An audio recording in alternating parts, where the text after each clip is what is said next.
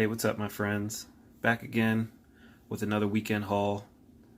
Thanks for coming to check me out. If you're a subscriber, you're awesome. If you just happen to stumble upon me while surfing YouTube, thanks for checking me out. Hope you subscribe.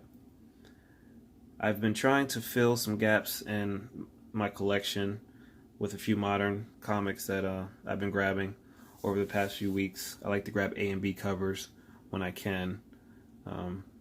So this is what this haul is really about this week, I think. So I hope you guys like it. First, we start with Infidel. I read the first issue. I really enjoyed it. Somehow I haven't been keeping up on it. I've just been busy. We all know how that goes. But before the night is over, I will be reading most of these books you see here today. Infidel is one of them, and I'll tell you about the others as we go through them.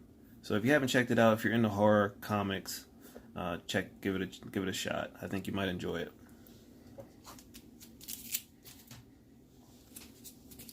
Next we have Infidel issue number 2, and that is the A cover. So I have the B cover. I was missing the A cover, and I snatched it off of Midtown right before they sold out. Here we have issue number 3. It's really good covers. That's issue number 3, and that is the B cover. Yeah, it's a really cool, clean cover. So I'll be reading that tonight.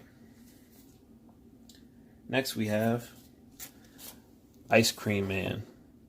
Now I really enjoy Ice Cream Man. I thoroughly enjoy these books. I think if I had to pick one, issue number 2 was my favorite.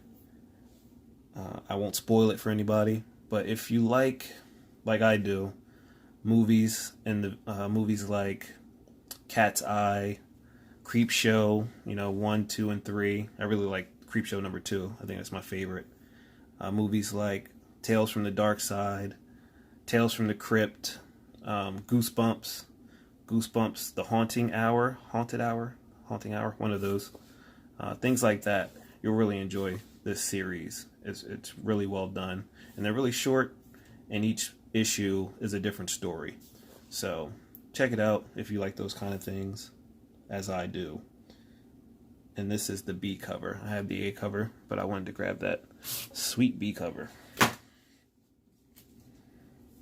Here is issue number 4. And this is the B cover. I don't think I read number 4, so I might have to read this one tonight just to make sure. I know I have it, but I don't remember reading it. And I'm sure if I did read it, I would have remembered because they're that good.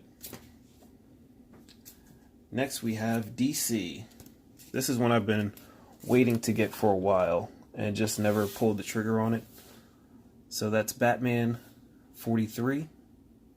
And in this, there is the introduction of a new character. And as you can see, he's on the cover, so I'm not spoiling anything.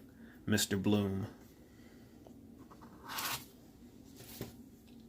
So I got it because it was the introduction of a new character. We grab those keys around here.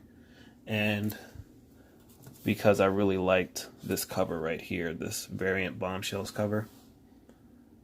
That detective agency swag that this cover has, I really enjoyed that. And I really like, detective movies and things like that, so it gave me that feel when I saw it. So I had to get it. And I think when I first saw it, I was reading Bombshells at the time, so I was collecting anything Bombshells related. Here we have another awesome cover. I want to say it's Red Lion. I just found out about that character, and it was being compared to Black Panther when I found out about it. I want to say earlier today, if not today, yesterday. So that was a pretty cool cover. I've been meaning to grab this for months now, just never got around to it, but I finally have a copy, and it's a super clean copy at that, so I'm very happy. I never have a bad thing to say about Midtown. I've been ordering from them since October of last year, and they've always done me right. So here we have Detective Comics 982 that came out this week, and that is the Mark Brooks cover. This guy is the real deal. You know, we all know that they're standout artists, but he's one of them for sure. This is an amazing cover. This might have to go with me to Baltimore to get slabbed by CGC. I'm just saying. And we have the Flash number 48, that Matina cover. I'm grabbing all those Matina covers. I'm first in line. If I can't secure one at my comic shop, then I order one from Midtown. So I was able to grab one from Midtown this week. Followed by another Matina cover that I just happened to luck up on. Sometimes on Midtown's website, they don't always, I don't say they don't always, but sometimes the cover art, if you don't click on it, you'll see something different than what it actually will be, if that makes any sense. So I clicked on whatever the cover was on the site, and this happened to be the real cover. So I'm really, really excited about that I was able to grab it. I know people are looking for it, and it's pretty sought after.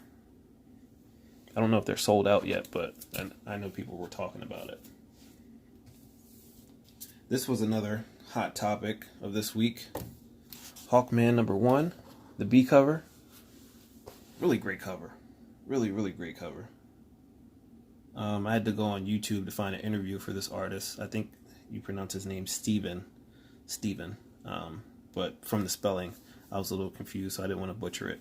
So he did an awesome job on this cover, and people were really looking for it. So I'm glad I got one. I was able to grab the metal Hawkman when that came out, so I'm glad I was able to grab that too. And I'm still continuing grabbing the Marvel 2-in-1. So there we have the Thing and the infamous Iron Man, which is a great cover. This one sold out pretty quick on Midtown on their website, so I'm glad I grabbed that. I always like playing that game to see if I'm part of the cool club. And here we have a great, great cover by Mike Del Mundo. That will be getting slabbed, just for the my personal collection, as most of these things will be. I'm not really a huge seller. I'm more of a collector for the artwork and for the stories. But more so, I find myself being intrigued by the artwork these days. Not like I've been collecting for years, but the artwork really draws me. I'll buy anything if the artwork is cool. So thanks for hanging out with me, guys. Like I mentioned earlier, I'll be going to Baltimore's Comic-Con in September, so I'm pretty excited about that. Hopefully I'll be able to take some books down with me and get them graded on site and see how that process works. I've never sent anything away to get graded, so I'm excited to try it and see how that goes. So I wanted to pose a question to the viewers. If you had to take 5 books down from your personal collection to be graded, any 5, if cost wasn't an object, you could just take 5 books down, what would those books be that you would take? I'm just curious. Put them down in the comments and let me know, and I think I will see you guys next week.